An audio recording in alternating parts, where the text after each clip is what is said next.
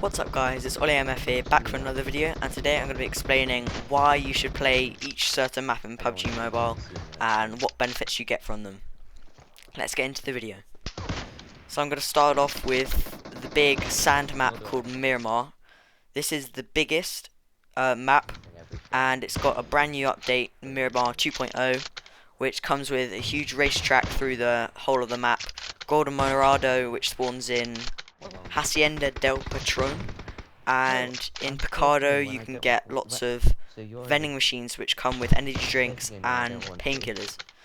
Anyway, I find it's the best map to rank up in and push to maybe Ace or Platinum or Diamond, whatever you're trying to get to, as it is the biggest map, and the more time you can play in a game, the higher rating you'll get. So let's say a game might last 30 minutes, the longer you survive, the higher rating you get. But on the downside, as it is such a huge map, lots of the loot is more spread out, and you can't get the high loot quality that you can in maybe the new Livic map, because that's a lot smaller and the loot is more dense. So lots of airdrops and crates will be quite popular, and hot dropping where there's good loot is more of people's taste rather than dropping in small compounds. Many people absolutely hate Sandhawk, and that's for one reason. It's because there are so many snakes who just lie on the ground and wait there for the whole game and kill you right at the end, and they might have 2 kills and you might have 16 or something and you still die. On Miramar there's no grass, so no one can be snaking, which most especially professional players like a lot more, so it's more of an open gameplay instead of just hiding away.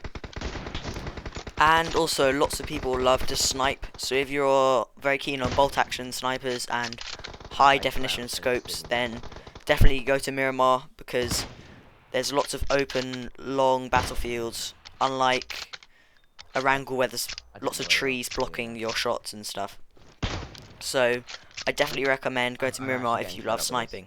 And the final thing I'm going to say is the hot drops in Miramar. So that's Hacienda del Patron, Picado, which has got the arena and the vending machines, Los Leones, and finally El Pozo. Next on the list we have Erangel, which is the first map that was made in PUBG Mobile and the original. So many of the arcade modes are always in Erangel, so lots of people are used to it, and many of pro players will play. The main hot drops are Georgia Pool, which is in the northwest, Pachinki, Military Base, which is on its own island, and probably Yasnaya. There are a few more, but I won't mention them now. Erangel's not the biggest, but it's not the smallest map either. It's perfect size for people who like a medium length game, and you can see most of the things that's happening on either end of the map. So if a plane is coming in, you'll be able to see it, unlike Miramar where everything's way too far away, so more sniping there. As many arcade modes are in Erangel, lots of people know how to maybe do a sniper training, so they always want to try out sniping in a proper game. So they wouldn't go to Sandhawk, they would always go to Erangel because they're used to it. Anyway, now we're moving on to Sandhawk, which is the jungle map, which came out after Miramar and Erangel. This is the second smallest map, just before Livic, and it has the main hot drops of Ruins, Boot Camp, and Paradise Resort, which is one of the most favourite hot drops to land in Sandhawk. Most people hot drop in Sandhawk, to be honest, because everything is so close together, it doesn't really matter where you land, there's always going to be people close. Most people don't like to use cars in Sandhawk, as the second you get in a car and it makes loads of noise, people start shooting at you and you're probably going to get blown up. So most people go on foot, which is preferred by lots of people. Most people play Sandhawk for the big hot drops where you get loads of people and either die straight away or win it and get loads of kills, and also the short amount of time that it takes to win. It's not too long of a map, so you can see most drops that are coming and head towards those. But as I said earlier, there are loads and loads of snakes in Sandhawk, which lots of people hate.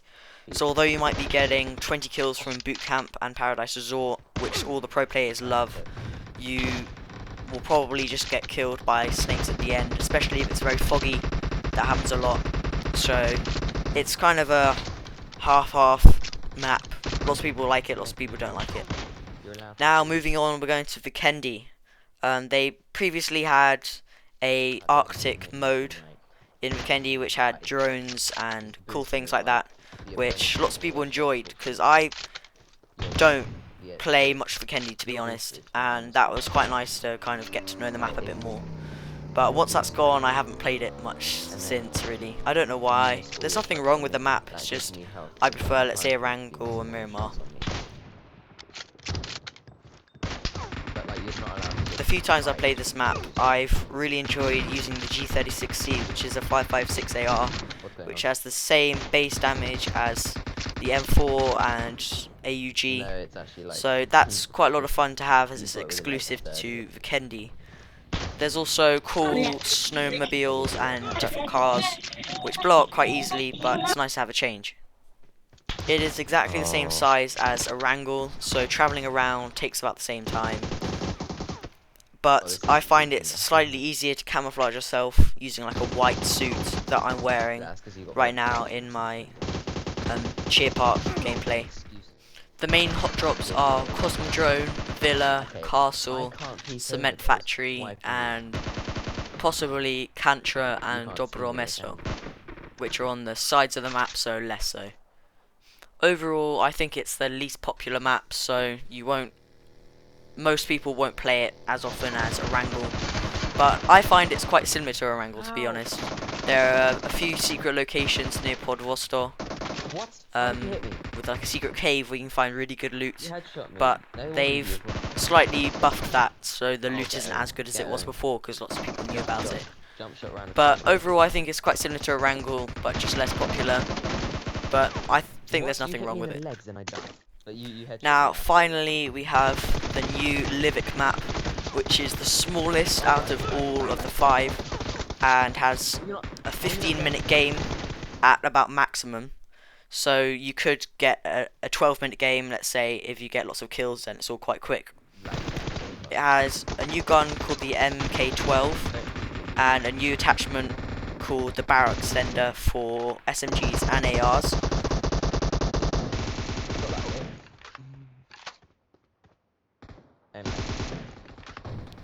The loot there is really good, as it's such a small map. All of the loot is compact, so you'll always be able to find good stuff.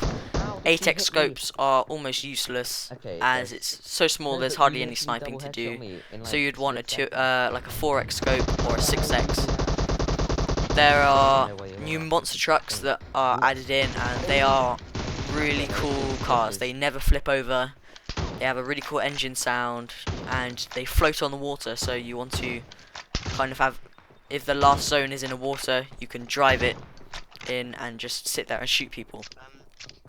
The main hot drops are probably Midstein, Lumberyard, Holdhus, which is on the edge of the map, so not so much either. Blomster, and that's about it, really. Most of the towns are the same size, so it's just a matter of where the playing path is going, to be honest. I would say it's a mixture between all of the other 4 maps, so lots of the buildings are normally Erangel, and they've been put into this map. There are a few Miramar huts that are in here, less so of Vikendi, I think, and there are Sandhawk warehouses as well. So it's all kind of a mixture, with the snow on the top right corner of the map, and the bottom left corner of the map there's some more kind of dry land like Miramar. So I think it's a great map. Lots of short gameplay and lots of fights wherever you go. There's less vehicles, which kind of makes more people want to walk around, which I think is quite good. Anyway guys, that is the end of today's video. If you enjoyed, please smash the like button and subscribe, and turn post notifications if you enjoy my videos. There will be quite a few coming out in the next few weeks, as I don't have much to do, so stay tuned. And send the video to any of your friends who may like it, because that would help out a lot.